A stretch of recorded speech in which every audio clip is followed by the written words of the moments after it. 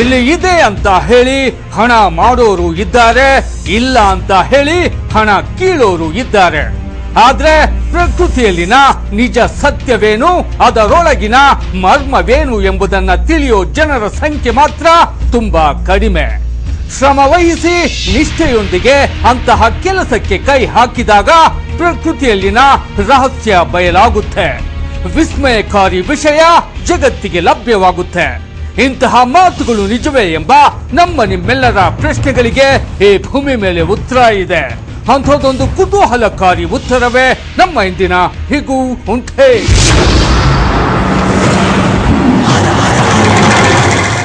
ನಿಷ್ಠೆಯೊಂದಿಗೆ ಸಾಧಿಸಲು ಮುಂದಾದಾಗ ಹೊಸ ಹೊಸ ಅನ್ವೇಷಣೆಗಳ ಪ್ರಕೃತಿಯಲ್ಲಿನ ವಿಸ್ಮಯಕಾರಿ ಸಂಗತಿಗಳು ಬಯಲಾಗುತ್ತವ.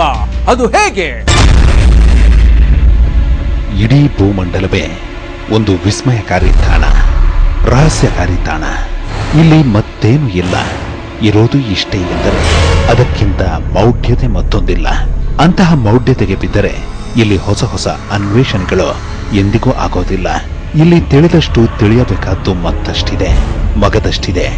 ಇಲ್ಲಿ ಕಂಡು ಹಿಡಿದಷ್ಟು ಕಂಡು ಹಿಡಿಯಬೇಕಾದ್ದು ಮತ್ತಷ್ಟಿದೆ, ಮಗದಷ್ಟಿದೆ.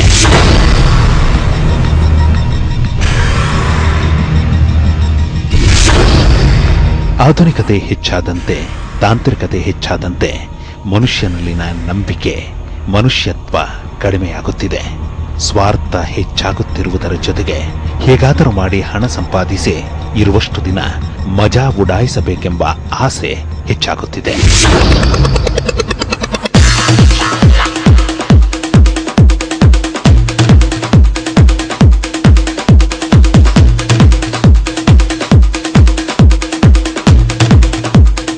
ಇಂತಹ ಮನಸ್ಥಿತಿಯೊಂದಿಗೆ ಯುವಕರು ದಿನದಿಂದ ದಿನಕ್ಕೆ ಕೆಡುತ್ತಿದ್ದಾರೆ. ಭಯವಿಲ್ಲದೆ, ಭಕ್ತಿ ಇಲ್ಲದೆ ಅತ್ಯಾಚಾರ, ಅನಾಚಾರಗಳಿಗೆ ಮೊರೆ ಹೋಗುತ್ತಿದ್ದಾರೆ.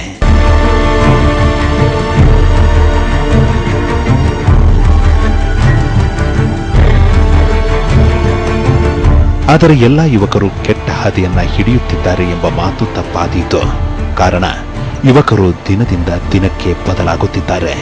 ನೈತಿಕತೆಯನ್ನ ರೂಢಿಸಿಕೊಂಡು, ಭಾರತೀಯತೆಯನ್ನ ಬೆಳೆಸಿಕೊಂಡು ಹೊಸ ದಿಕ್ಕಿನಡೆ ಸಾಗಲು ಮುಂದಾಗುತ್ತಿದ್ದಾರೆ. ಹಾಗೆ ಸಾಗುತ್ತಿರುವ ಒಂದು ಹುಡುಗರ ತಂಡವೇ ಈ ವಿಸ್ಮಯಕಾರಿ ಹುಡುಗರ ತಂಡ.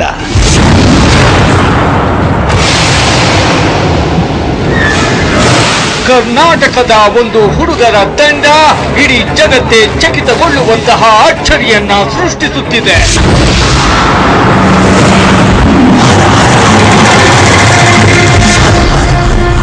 ಈ ಒಂದು ಹುಡುಗರ ತಂಡ ಇದೀಗ ಪ್ರಕೃತಿಯಲ್ಲಿನ ಕಣ್ಣಿಗೆ ಕಾಣದ ಒಂದು ಸಂಗತಿಯ ಬಗ್ಗೆ ಅನ್ವೇಷಣೆಗೆ ಮುಂದಾಗಿದೆ. ಇಡೀ ಜಗತ್ತೇ ಚಕಿತಗೊಳ್ಳುವಂತಹ ಒಂದು ಕಾರ್ಯದಲ್ಲಿ ತಲ್ಲೀನವಾಗಿದೆ.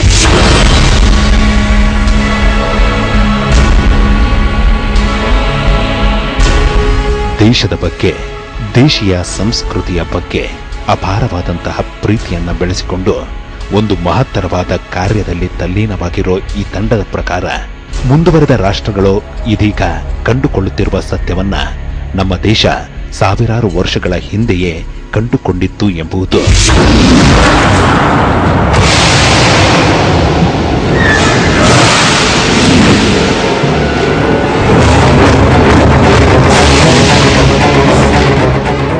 ಅಂದ್ರೆ ನಮ್ಮ ಟೆಕ್ಸ್ಟ್ ಅಲ್ಲಿ, ಹೋಲಿ ಟೆಕ್ಸ್ಟ್ ಅಲ್ಲಿ ಏನಂತಾರೆ, everything is a dance of Shiva and Shakti ಅಂತಾರೆ. ಅದನ್ನ ಬ್ರಿಟಿಷ್ ಬಂದಿದಾಗ ಏನಂದ್ರು, ನಗಾಡಿದ್ರು. ಇವರೆಲ್ಲ ಮೂಢನಂಬಿಕೆ, ಇಂಡಿಯನ್ಸ್, ಸ್ನೇಕ್ ಚಾರ್ಮರ್ಸ್ ಅಂದ್ರು. ಆದ್ರೆ ಇವತ್ತು ಕ್ವಾಂಟಮ್ ಫಿಸಿಕ್ಸ್ ಪ್ರೂವ್ ಮಾಡಿದೆ that matter is oscillating at all times. ನಮ್ ಕೂದಲು ನಂದು ಈಗ ಸ್ಟಿಲ್ ಆಗಿರ್ಬೋದು, ನನ್ನ ಕೈ ಸ್ಟಿಲ್ ಆಗಿ ಕಾಣಿಸ್ಬೋದು, ಆದ್ರೆ ಎಲ್ಲ ಕೂಡ ವೈಬ್ರೇಟ್ ಆಗ್ತಾ ಇದೆ ಅಂತ ಸೈನ್ಸ್ ಅಲ್ಲಿ ಇವತ್ತು ಪ್ರೂವ್ ಮಾಡಿದ್ದಾರೆ. ನಮ್ ಇಡೀ ಮಾಡರ್ನ್ ವರ್ಲ್ಡ್ ಬಂದಿರೋದೇ ನಿಕೋಲಾ ಟೆಸ್ಲಾ ಇಂದ. He was a believer in spirituality. He believed in God. ಅವರು ಹೇಳಿದ್ದಾರೆ, if you want to know the real secret of nature, see in terms of vibration, energy and frequency ಅಂತ. ಸಂಪದ್ಭರಿತವಾದ ನಮ್ಮ ದೇಶವನ್ನ ಆಕ್ರಮಿಸಿ ಆಳ್ವಿಕೆಯನ್ನು ನಡೆಸಿದ ಬ್ರಿಟಿಷರು ಮೊದಲಿಗೆ ನಮ್ಮ ಸಂಸ್ಕೃತಿಯನ್ನ, ನಮ್ಮ ನಂಬಿಕೆಗಳನ್ನ ಹಾಳುಗೆಡವಿದ್ರು. ನಮ್ಮ ದೇಶವನ್ನ ಲೂಟಿ ಮಾಡಿದ್ರು. ಅವರು ಬಿತ್ತಿದ ಬೀಜ ಇಂದಿಗೂ ಕೆಲಸ ಮಾಡುತ್ತಿದೆ, ನಮ್ಮ ಸಂಸ್ಕೃತಿಯನ್ನೇ ಹಾಳು ಮಾಡುತ್ತಿದೆ ಎಂಬ ಮಾತು ಈ ವಿಸ್ಮಯಕಾರಿ ಹುಡುಗರ ತಂಡದ್ದು. ಈಗ ನಮ್ಮ ದೇಶದಲ್ಲಿ ಏನಾಯ್ತಂದ್ರೆ, ಬಿಫೋರ್ ಫ್ರೀಡಮ್, ಕಲೋನಿಯಲ್ ಎರಾ ಅಲ್ಲಿ ಬ್ರಿಟಿಷ್ ಒಂಥರ ಹೆಂಗ್ ಸ್ಪ್ರೆಡ್ ಮಾಡೋದಂದ್ರೆ everything foreign is great, everything Indian is bad, local mall ಅಂತಾರೆ, ಫಾರಿನ್ ಮಾಲ್ ಅಂತಾರೆ. ಚಿಕ್ಕ ವಯಸ್ಸಿಂದ ನಾವು ಬರೀ ಬೇರೆ ಹೊರ ದೇಶದ ಪ್ರಾಡಕ್ಟ್ಸು, ಹೊರ ದೇಶದ ಎಜುಕೇಷನ್ ಬಗ್ಗೆ ನಾವು ಗ್ಲೋರಿಫೈ ಮಾಡೋದು ಹೇಳ್ಕೊಟ್ಯಾರ ಹೊರತು ನಮ್ಮ ದೇಶ, ನಾವೇನು ತಾಕತ್ತಿತ್ತು, ನಮ್ಮ ಎಜುಕೇಷನ್ ಏನಿತ್ತು, ನಮ್ಮ ಎಕಾನಮಿ ಏನಿತ್ತು ಅಂತ ನಮ್ಗೆ ಯಾವತ್ತೂ ಹೇಳ್ಕೊಟ್ಟಿಲ್ಲ. ನಿಮ್ಗೆ ಗೊತ್ತಾ 18th century ಗಂಟ ಸಕ್ಕರೆ ಬರೀ ಇಂಡಿಯನ್ಸ್ ತಿಂದಿರೋದು, ವರ್ಲ್ಡ್ ಯಾರು ತಿಂದಿಲ್ಲ. 19th century ಗಂಟ ಬರೀ ಇಂಡಿಯನ್ಸ್ ಡೈಮಂಡ್ ಮೈನ್ ಮಾಡ್ತಾ ಇದ್ದಿದ್ದು, ಯಾರ ಹತ್ರ ಡೈಮಂಡ್ ಇರಲಿಲ್ಲ. ಬ್ರಿಟಿಷ್ ಪಾರ್ಲಿಮೆಂಟ್ ಅಲ್ಲಿ ಇದನ್ನ ಮಾತಾಡಿದ್ದಾರೆ.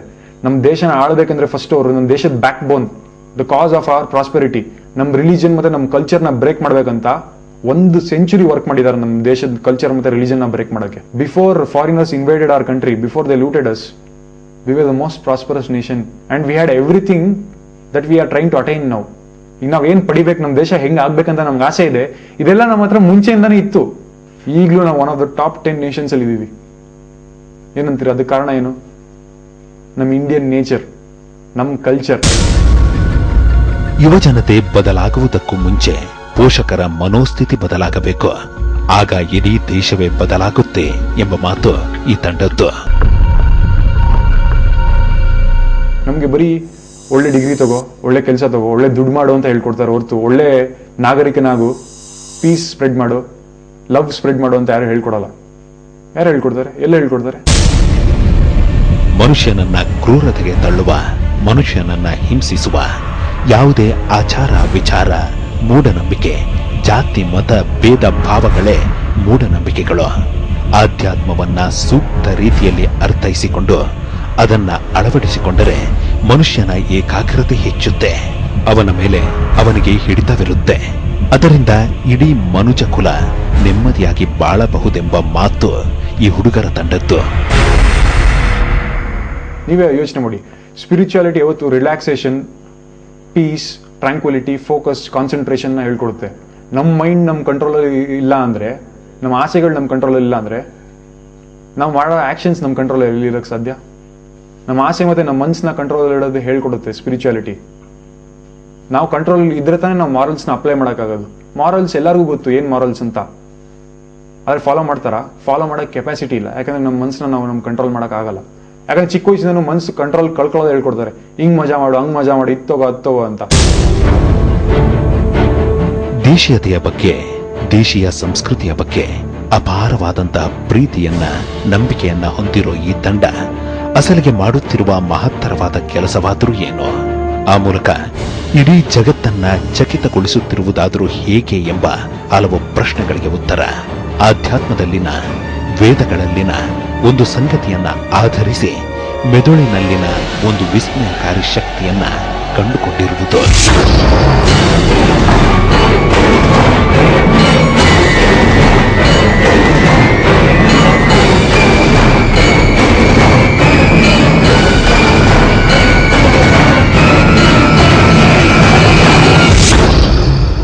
ಮೆದುಳಿನಲ್ಲಿನ ಅಂತಹ ವಿಸ್ಮಯಕಾರಿ ಶಕ್ತಿಯನ್ನ ಕಂಡುಕೊಂಡಿರೋ ಈ ಹುಡುಗರ ತಂಡ ಆ ಶಕ್ತಿಯಿಂದ ಪ್ರಕೃತಿಯಲ್ಲಿನ ಕಣ್ಣಿಗೆ ಕಾಣದ ದಿವ್ಯಾತ್ಮಗಳ ಜೊತೆಗೆ ಸಂಪರ್ಕ ಸಾಧಿಸುವುದು.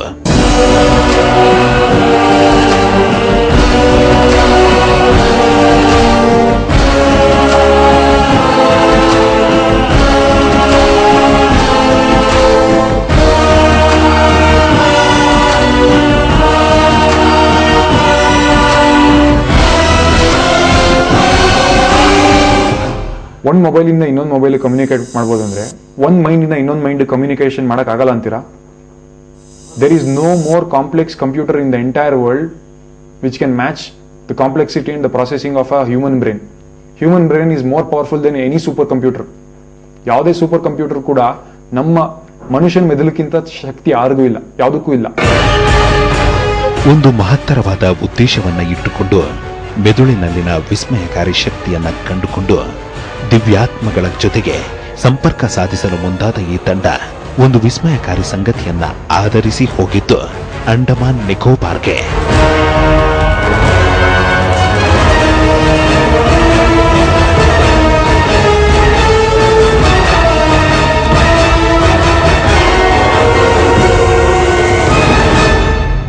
ದಿವ್ಯಾತ್ಮಗಳ ಜೊತೆಗೆ ಸಂಪರ್ಕ ಸಾಧಿಸುತ್ತಿರುವ ಈ ಹುಡುಗರ ತಂಡ ಅಂಡಮಾನ್ ನಿಕೋಬಾರ್ಗೆ ಹೋಗಿದ್ದಾದು ಏಕೆ ತಿಳಿಯೋಣ ಒಂದು ಸಣ್ಣ ಬ್ರೇಕ್ನ ನಂತರ.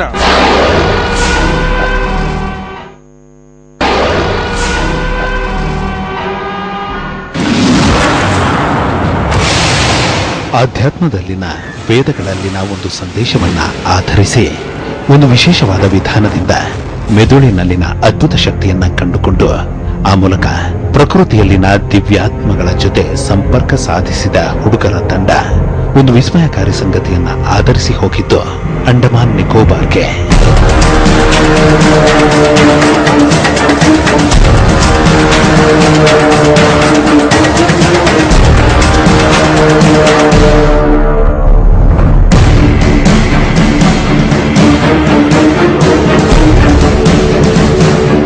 ಅಂಡಮಾನ್ ನಿಕೋಬಾರ್ಗೆ ಹೋದ ಹುಡುಗರ ತಂಡ ಭಾರತೀಯ ಮಿಲಿಟರಿ ನೆಲೆಯಾದ ಕ್ಯಾಂಬೆಲ್ ಬೇಗೆ ಕಾಲಿರಿಸಲು ಮುಂದಾದಾಗ ಮಿಲಿಟರಿ ಅಧಿಕಾರಿಗಳಿಂದ ವಿರೋಧ ವ್ಯಕ್ತವಾಯಿತು. ಅಲ್ಲಿ ಸಾಮಾನ್ಯ ಜನರಿಗೆ ಪ್ರವೇಶವಿಲ್ಲ ಎಂಬ ಮಾತು ಬಂತು. ಸೊ ಅಂಡಮಾನ್ ನಿಕೋಬಾರ್ ತನಕ ನಮಗೆ ಓಕೆ ಆಯಿತು. ಕ್ಯಾಮೆಲ್ ಬೇ is A defence place. So ಅಲ್ಲಿ ಸಾಮಾನ್ಯ ವ್ಯಕ್ತಿಗಳಿಗೆ ಅಲೌಡೆಡ್ ಇಲ್ಲ. ಮಿಲಿಟರಿ ಅಧಿಕಾರಿಗಳಿಂದ ವಿರೋಧ ವ್ಯಕ್ತವಾದಾಗ ಕರ್ನಾಟಕದ ಈ ಹುಡುಗರ ತಂಡ ಒಂದು ವಿಸ್ಮಯಕಾರಿ ಸಂಗತಿಯನ್ನ ಮಿಲಿಟರಿ ಅಧಿಕಾರಿಗಳಿಗೆ ತಿಳಿಸಿತು. ಅದನ್ನ ಆಲಿಸಿದ ಅಧಿಕಾರಿಗಳಲ್ಲಿ ಒಂದು ವಿಸ್ಮಯಕಾರಿ ಬದಲಾವಣೆಯಾಯಿತು. ಸೇನಾ ನೆಲೆಯಾದ ಕ್ಯಾಂಬೆಲ್ ಬೇಗೆ ಕಾಲಿಡಲು ಅವಕಾಶ ನೀಡಿತು. ಹೆಲಿಕಾಪ್ಟರ್ನಲ್ಲಿ ಕಳುಹಿಸಿಕೊಟ್ಟಿತು. ಜೊತೆಗೆ ಬಹು ಅಪಾಯಕಾರಿ ತಾಣವಾದ ಇಂದಿರಾ ಪಾಯಿಂಟ್ಗೂ ಅವಕಾಶ ನೀಡಿತು.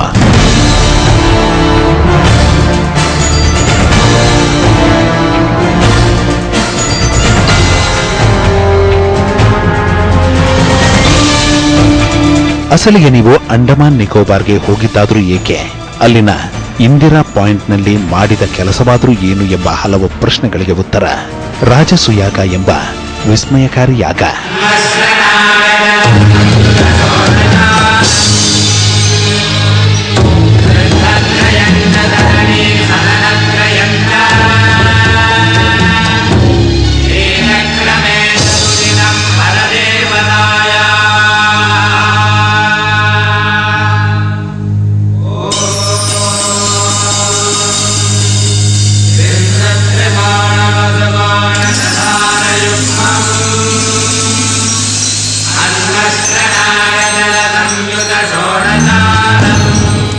ರಾಜಸೂಯ ಯಾಗ.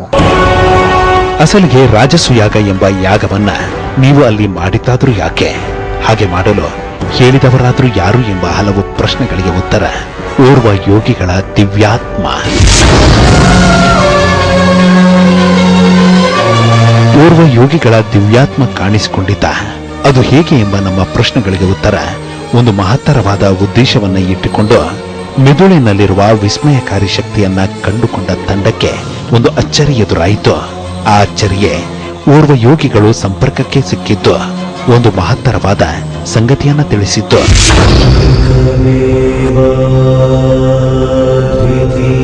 ಅಸಲಿಗೆ ಆ ಯೋಗಿಗಳು ತಿಳಿಸಿದ ಮಹತ್ತರವಾದ ಸಂಗತಿಯಾದರೂ ಏನು ಎಂಬ ಹಲವು ಪ್ರಶ್ನೆಗಳಿಗೆ ಉತ್ತರ ಭೂಮಿಯ ಮೇಲೆ ಸ್ಥಾಪಿಸಲಾಗಿರುವ ಅಣು ಸ್ಥಾವರಗಳು ನಿಷ್ಕ್ರಿಯಗೊಳ್ಳಬೇಕು, ಯುದ್ಧಗಳು ನಿಲ್ಲಬೇಕು, ಆತಂಕವಾದ ನಿಲ್ಲಬೇಕು, ಭ್ರಷ್ಟಾಚಾರ, ಮೋಸ, ವಂಚನೆ ನಿಲ್ಲಬೇಕು, ಅಮಾಯಕರು ಸಾಯುವುದು ನಿಲ್ಲಬೇಕೆಂಬುದು.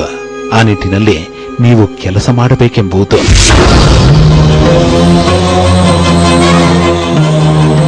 Wording no more nuclear, no more war, no more terrorism, no more killing. So ಇದೇ ಅವರು ವರ್ಡಿಂಗ್ ಕೊಟ್ಟಿರೋದು.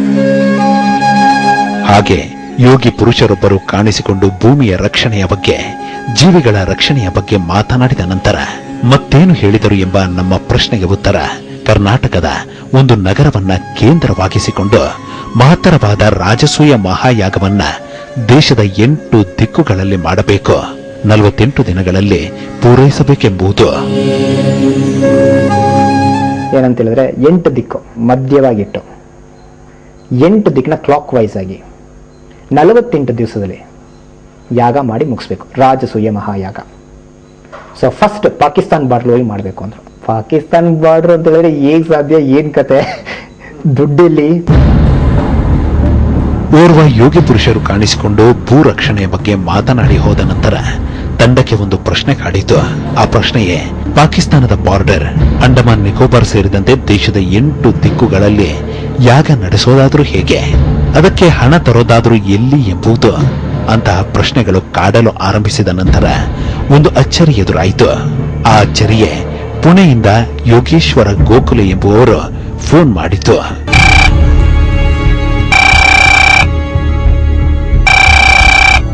ಈ ತಂಡದ ಮುಖ್ಯಸ್ಥರಾದ ಇವರಿಗೆ ಅದೊಂದು ದಿನ ಒಂದು ಫೋನ್ ಕರೆ ಬಂತು.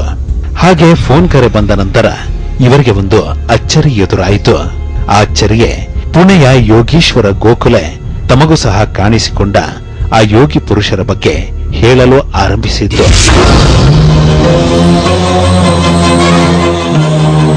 ಪೂನಾಯಿಂದ ಒಂದು ಫೋನ್ ಬಂತು. ಅವ್ರ ಹೆಸರು ಬಂದು ಯೋಗೇಶ್ವರ್ ಗೋಖಲೆ ಅಂತ. ಗುರುಗಳು ಬಂದು ನಿಮ್ಮನ್ನ ಭೇಟಿ ಮಾಡಬೇಕು ಹೇಳ್ತಾ ಇದ್ದಾರೆ ಅಂತ. ನಿಮ್ಮನ್ನು ಭೇಟಿ ಮಾಡಲು ಗುರುವು ಆದೇಶ ನೀಡಿದ್ದಾರೆ.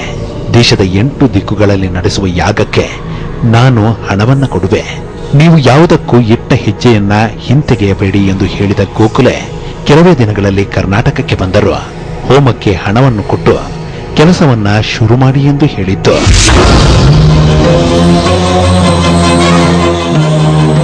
ಸೊ ಆಮೇಲೆ ಅವರು ಬಂದರು ನಾನು ಭೇಟಿ ಮಾಡೋದಕ್ಕೆ. ಏನ್ ಖರ್ಚಾಗುತ್ತೆ ನಾನು ನೋಡ್ಕೊಂಡ್ಬಿಡ್ತೀನಿ, ಇದರ ಆದೇಶ ಆಗಿದೆ ನಾನು ನೋಡ್ಕೊಂಡ್ಬಿಡ್ತೀನಿ, ತಲೆಗೆಡ್ಸಲೋಕೋಬೇಡಿ, ಕೆಲಸ ಶುರು ಮಾಡ್ಬಿಡಿ ಅಂದ್ಬಿಟ್ರು. ಯಾಗ ಅಂದರೇನು, ಹೋಮ ಅಂದರೇನು ಎಂಬುದನ್ನ ತಿಳಿಯದ ಹುಡುಗರ ತಂಡಕ್ಕೆ ಮತ್ತೊಂದು ಪ್ರಶ್ನೆ ಎದುರಾಯಿತು. ಆ ಪ್ರಶ್ನೆಯೇ ಹೋಮವನ್ನ ಮಾಡುವಾಗ ಯಾವ ಮಂತ್ರಗಳನ್ನ ಉಚ್ಚರಿಸಬೇಕು, ಹೇಗೆ ಮಾಡಬೇಕೆಂಬುದು. ಮತ್ತೆ ಗೊಂದಲಕ್ಕೆ ಬಿದ್ದ ತಂಡಕ್ಕೆ ಮತ್ತೊಂದು ಅಚ್ಚರಿ ಎದುರಾಯಿತು.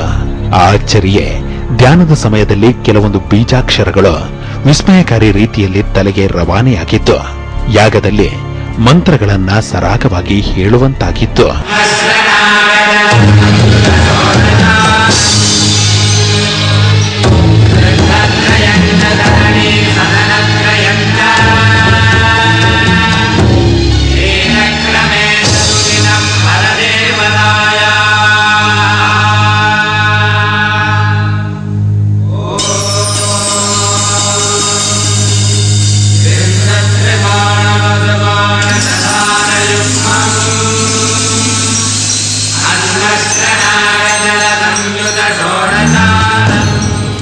ಸೊ ನನಗೆ ಆಟೋಮೆಟಿಕ್ ಆಗಿ ವೈಬ್ರೇಷನ್ ಬರಕ್ಕೆ ಶುರು ಆಯ್ತು, ಮಂತ್ರಗಳು ನೆನಪು ಬರಕ್ಕೆ ಶುರು. ನನಗೆ ಮಂತ್ರಗಳೆಲ್ಲ ನನಗೆ ಅಭ್ಯಾಸನೇ ಇಲ್ಲ, ಸ್ಪೆಷಲಿ ಐಡಿಯಾನೇ ಇಲ್ಲ.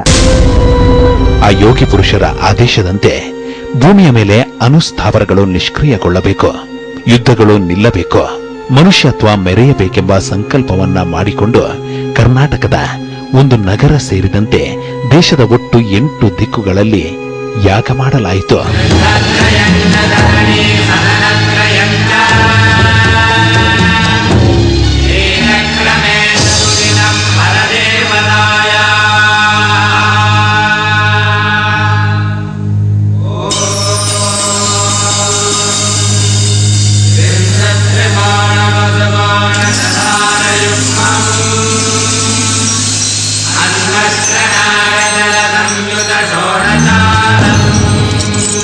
ಹಾಗೆ ದೇಶದ 8 ದಿಕ್ಕುಗಳಲ್ಲಿ ಹೋಮವನ್ನ ನಡೆಸಿದ ನಂತರ ವಿಚಿತ್ರಗಳು ನಡೆಯಲು ಆರಂಭವಾದವು. ಓರ್ವ ಯೋಗಿ ಪುರುಷರ ಆದೇಶದಂತೆ ದೇಶದ 8 ದಿಕ್ಕುಗಳಲ್ಲಿ ಹೋಮ ನಡೆಸಿದ ನಂತರ ಆರಂಭವಾದ ವಿಚಿತ್ರಗಳಾದ್ರೂ ಏನು ತಿಳಿಯೋಣ ಒಂದು ಸಣ್ಣ ಬ್ರೇಕ್ನ ನಂತರ.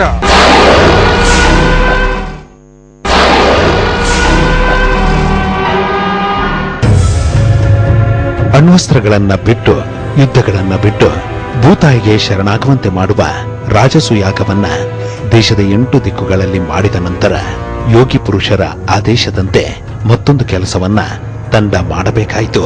ಆ ಕೆಲಸವೇ ಪ್ರಪಂಚದ ಎಲ್ಲಾ ದೇಶಗಳಿಗೂ ಅಣುಸ್ಥಾವರಗಳನ್ನ ನಿಲ್ಲಿಸರೆಂಬ ಪತ್ರವನ್ನ ರವಾನಿಸುವುದು, ಇಮೇಲ್ ಸಂದೇಶ ರವಾನಿಸುವುದು.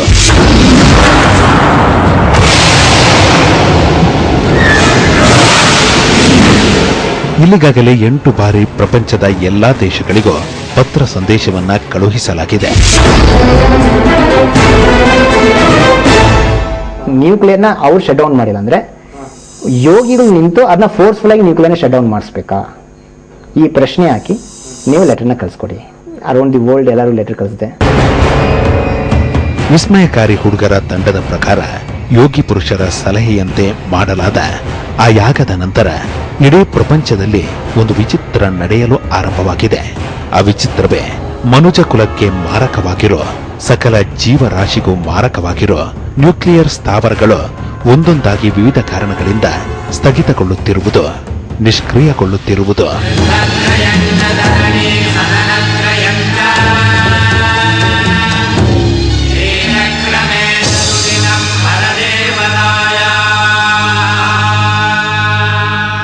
So 2011 in the continue nuclear shutdown, one by one, 70% shutdown.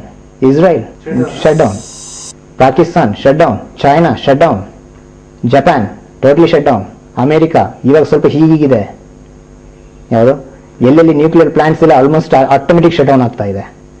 ಅವ್ರು ಯಾವ ರೀತಿ ಶಟ್ ಡೌನ್ ಆಗ್ತಾ ಇದೆ ಅಂತ ಅವ್ರಿಗೆ ಗೊತ್ತಾಗ್ತಾ ಇಲ್ಲ. ಯೋಗಿ ಪುರುಷರ ಆದೇಶದಂತೆ ಜಪಾನಿಗೆ ಕಳುಹಿಸಲಾದ ಪತ್ರದಲ್ಲಿ ಒಂದು ಸಂಗತಿಯನ್ನ ತಿಳಿಸಲಾಗಿತ್ತಂತೆ. ಆ ಸಂಗತಿಯೇ ನಿಮ್ಮ ದೇಶದಲ್ಲಿ ನ್ಯೂಕ್ಲಿಯರ್ ರಿಯಾಕ್ಟರ್ ಕೆಲವೇ ದಿನಗಳಲ್ಲಿ ನಾಶವಾಗುವುದು, ಎಚ್ಚರದಿಂದಿರಿ ಅಂತ. ಅಂತಹ ಸಂದೇಶವನ್ನ ಜಪಾನಿಗೆ ಕಳುಹಿಸಿದ ಕೆಲವೇ ದಿನಗಳಲ್ಲಿ ಒಂದು ವಿಚಿತ್ರ ನಡೆಯಿತು. ಆ ವಿಚಿತ್ರವೇ ಚಂಡಮಾರುತ ಬೀಸಿತ್ತು. Nuclear reactor ಸ್ಥಗಿತಗೊಂಡಿತ್ತು.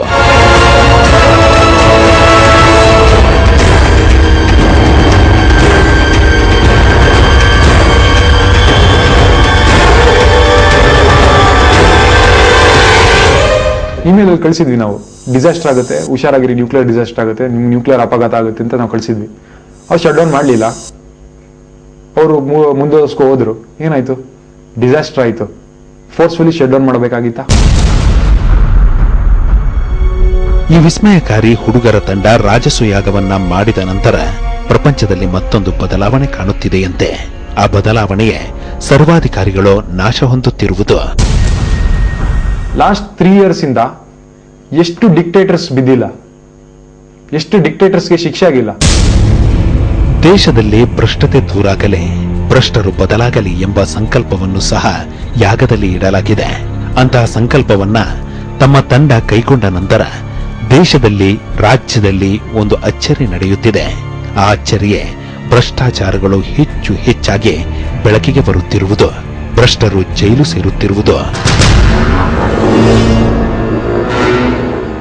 ನಾವು ಯಾಗಗಳು, ನೀವು ಡೇಟ್ ತಗೊಂಡು ನೋಡ್ಬೋದು, ಯಾವಾಗ ಯಾಗಗಳು ಸ್ಟಾರ್ಟ್ ಮಾಡಿದೀವಿ, ಯಾವಾಗ ನಾವು ಮುಂದುವರ್ಸಿದೀವಿ, ಎಷ್ಟು ಸ್ಕ್ಯಾಮ್ಗಳು ಆ ಯಾಗ ಮುಗಿದಿದ್ದು 1 ವಾರ, 1 ತಿಂಗಳು, 2 ತಿಂಗಳಲ್ಲಿ ಆಚೆ ಬಂದಿದೆ. ಎಷ್ಟು ಜನ ರಾಜಕಾರಣಿಗಳು, ಎಷ್ಟು ಜನ ಅಧಿಕಾರಿಗಳಿಗೆ ಶಿಕ್ಷೆ ಆಗಿದೆ ಅನ್ನೋದು ನೀವು ನೋಡ್ಬೋದು. ಈ ವಿಸ್ಮಯಕಾರಿ ಹುಡುಗರಲ್ಲಿನ ವಿಸ್ಮಯಕಾರಿ ವಿದ್ಯೆಯ ಬಗ್ಗೆ, ವಿಸ್ಮಯಕಾರಿ ಶಕ್ತಿಯ ಬಗ್ಗೆ ತಿಳಿದುಕೊಂಡಿರೋ ಕೆಲ ದೇಶಗಳ ಉನ್ನತ ಹುದ್ದೆಯ ವ್ಯಕ್ತಿಗಳು ಇಲ್ಲಿಗಾಗಲೇ ಕರ್ನಾಟಕಕ್ಕೆ ಬಂದು ಈ ತಂಡವನ್ನ ಭೇಟಿ ಮಾಡಿವೆ. ಇವರು ನೆರವೇರಿಸೋ ಹೋಮದಲ್ಲಿ ಪಾಲ್ಗೊಂಡಿವೆ. ಹಾಗೆ ಉನ್ನತ ಹುದ್ದೆಯ ವ್ಯಕ್ತಿಗಳನ್ನ ಕಳುಹಿಸಿಕೊಟ್ಟ ದೇಶಗಳಾದರೂ ಯಾವುವೋ ಎಂಬ ಪ್ರಶ್ನೆಗಳಿಗೆ ಉತ್ತರ ಪ್ಯಾಲೆಸ್ತೈನ್ ಮತ್ತು ಶ್ರೀಲಂಕಾ. ಆವಾಗ ಯೋಗೇಶ್ವರನ್ ಅಂತ ಹೇಳ್ಬಿಟ್ಟು MP, ಶ್ರೀಲಂಕನ್ MP, ಅವರು ಮತ್ತೆ ಅವರ ಟೀಮ್ ಅವರೆಲ್ಲರೂ ಬಂದರು ಶ್ರೀಲಂಕಾದಿಂದ. ಅವರೇ ಸ್ವಂತ ದುಡ್ಡು, ನನ್ನ ಹತ್ರ ದುಡ್ಡು ಏನು ಇಲ್ವೇ ಇಲ್ಲ, ಸ್ವಂತ ದುಡ್ಡು. ಪ್ಯಾಲೆಸ್ಟೀನಿಂದ ಜುಹೇರ್ ಅಂತ ಹೇಳಿ ಎಂಬಾಸಿ ಮಿನಿಸ್ಟರ್, ಅವರೇ ಸ್ವಂತ ಖರ್ಚಿಂದ ಪ್ಯಾಲೆಸ್ಟೀನಿಂದ ಬಂದರು. ಈ ಹುಡುಗರ ಮೂಲಕ ಇಡೀ ಭೂಮಂಡಲದಲ್ಲಿ ಶಾಂತಿ ನೆಲೆಸುವಂತೆ ಮಾಡಲು ಮುಂದಾಗಿರುವ ಆ ಯೋಗಿ ಪುರುಷರಿಂದ ಇದೀಗ ಭೂಮಿಗೆ ಸಂಬಂಧಿಸಿದ, ಪ್ರಕೃತಿಗೆ ಸಂಬಂಧಿಸಿದ, ಮನುಕುಲಕ್ಕೆ ಸಂಬಂಧಿಸಿದ, ಕರ್ನಾಟಕಕ್ಕೆ ಸಂಬಂಧಿಸಿದ ನಾನಾ ರೀತಿಯ ರಹಸ್ಯಗಳು ಬಯಲಾಗುತ್ತಿವೆ.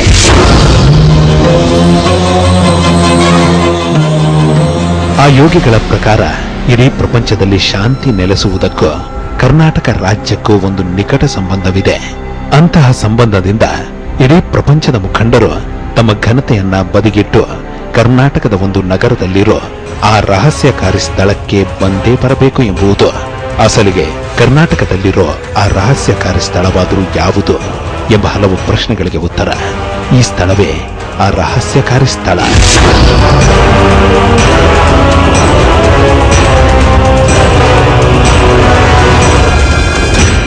ಭೂಮಿಯ ಮೇಲೆ ಅಶಾಂತಿಯನ್ನ ದೂರಾಗಿಸಿ ಶಾಂತಿಯನ್ನ ನೆಲೆಸುವಂತೆ ಮಾಡುವಲ್ಲಿ ಕರ್ನಾಟಕ ಪ್ರಮುಖ ಪಾತ್ರ ನಿರ್ವಹಿಸುತ್ತಾ, ಅಸಲಿಗೆ ಕರ್ನಾಟಕದಲ್ಲಿನ ಆ ರಹಸ್ಯಕಾರಿ ಸ್ಥಳದಲ್ಲಿನ ರಹಸ್ಯವಾದ್ರೂ ಏನು? ಹುಡುಗರ ಮೂಲಕ ಭೂಮಿಯ ರಕ್ಷಣೆಗೆ, ಮನುಜ ಕುಲದ ರಕ್ಷಣೆಗೆ, ಜೀವಿಗಳ ರಕ್ಷಣೆಗೆ ಮುಂದಾಗಿರೋ ಆ ಯೋಗಿ ಪುರುಷರಾದ್ರೂ ಯಾರು? ತಿಳಿಯೋಣ ಮುಂದಿನ ಭಾನುವಾರ ರಾತ್ರಿ 10:30ಕ್ಕೆ. ಇಂತಹ ಹಲವು ಸಂಗತಿಗಳ ನಡುವೆ ನಮ್ಮನ್ನು ಕಾಡುವಂತಹ ಕಟ್ಟ ಕಡೆಯ ಪ್ರಶ್ನೆ ಹೀಗೂ ಉಂಟೆ.